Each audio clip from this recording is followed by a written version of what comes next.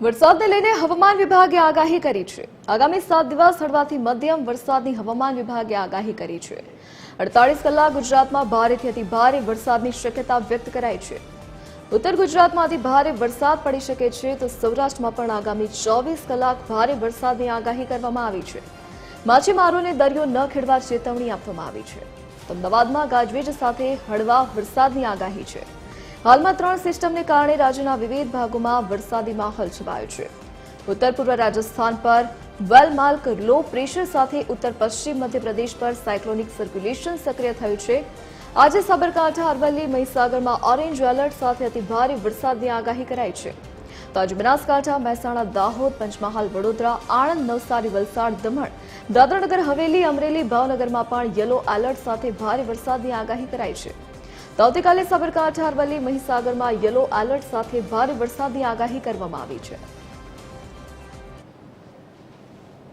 आज जो district heavy rainfall warning orange warning के साथ आ रहा है साबरकांठा, अरावली और महासागर ऑरेंज वार्निंग के साथ heavy to very heavy rainfall isolated places. Heavy rainfall warning दिया गया है बनासकांठा, महेसाणा, आनंद, पंचमहाल, दाहोद, वडोदरा, नवसारी, वलसाड, दमन और Dadra Nagar Haveli. Heavy rainfall warning Saurashtra Kutch के लिए हमारा भावनगर और अमरेली के लिए दिया गया है आइसोलेटेड प्लेसेस। कल के लिए जो हेवी रेनफॉल वार्निंग 15 जुलाई के लिए साबरकांठा, अरावली और महासागर के लिए गुजरात रीजन में आइसोलेटेड प्लेसेस में दिया गया है। थंडरस्टॉर्म वार्निंग अगले 5 दिन के लिए दिया गया है, 14 से लेकर आपका 18 जुलाई तक। રાજ્યભરમાં હાલ વરસાદી માહોલ જામ્યો છે। રાજ્યના અનેક શહેરમાં ભારે વરસાદથી ડેમ અને નદી નાળાઓ બે કાંઠે વહી રહ્યા છે।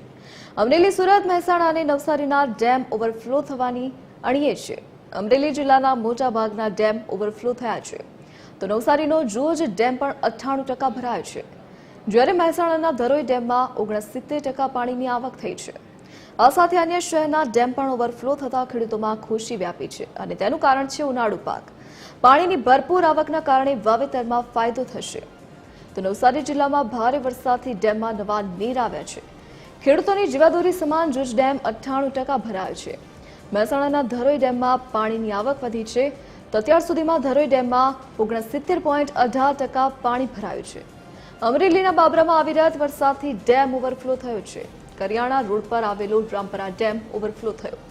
ખાખરિયા, દરેડ, જાંબરવાડાના ડેમમાં પાણીની આવક થઈ છે। સુરતની તાપી નદીમાં નવા નીરની આવક થઈ છે તો હાલ તાપી નદી બે કાંઠે વહેતી નજરે પડી।